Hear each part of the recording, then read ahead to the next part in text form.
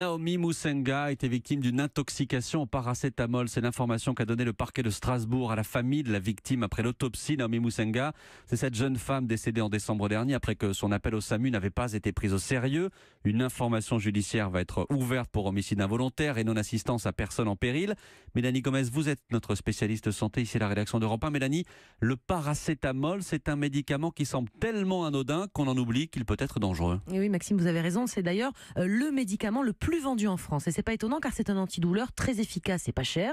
Et le problème, c'est que du coup, il a une fausse image de médicament qu'on peut consommer sans danger, au moindre bobo ou à la moindre fièvre. Pourtant, c'est totalement faux. Le paracétamol peut même être très dangereux car en fait, c'est l'un des traitements dont la dose mortelle est la plus proche de la dose thérapeutique. Concrètement, il suffit de dépasser de peu parfois les 3-4 grammes par jour, ce qui est la dose journalière maximum recommandée pour un adulte pour être en intoxication. Et le danger majeur, c'est donc que le foie soit totalement détruit en cas de surdosage. D'ailleurs, c'est peu connu, mais la surdose de paracétamol en France, c'est la première cause de greffe de foie pour hépatite aiguë. Enfin, attention aussi, particulièrement à ne pas mélanger alcool et paracétamol. C'est un cocktail de choc pour le foie. Et quelles sont les doses à impérativement respecter ? Eh bien, on vient de le dire, pour un adulte, c'est 3 grammes par jour. Dans des cas de forte douleur, on peut monter jusqu'à 4 grammes. Mais ça, c'est vraiment le maximum. Et surtout, il ne faut jamais prendre plus d'1 gramme de paracétamol à la fois, par prise donc. Pour les enfants, en revanche, il faut respecter la dose en fonction du poids. Et puis pour terminer, il faut aussi être vigilant à autre chose, à ne pas associer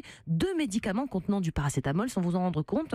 Ça peut arriver en hiver, par exemple, quand on a un rhume ou un état grippal. Vous savez, si on prend du Doliprane d'un côté et aussi du Fervex ou de l'Actifed, eh bien attention, car tous ces médicaments contiennent du paracétamol. Et je précise une chose, c'est que la famille de Naomi Musenga réfute cette thèse de l'intoxication au paracétamol. Merci Mélanie Gomez.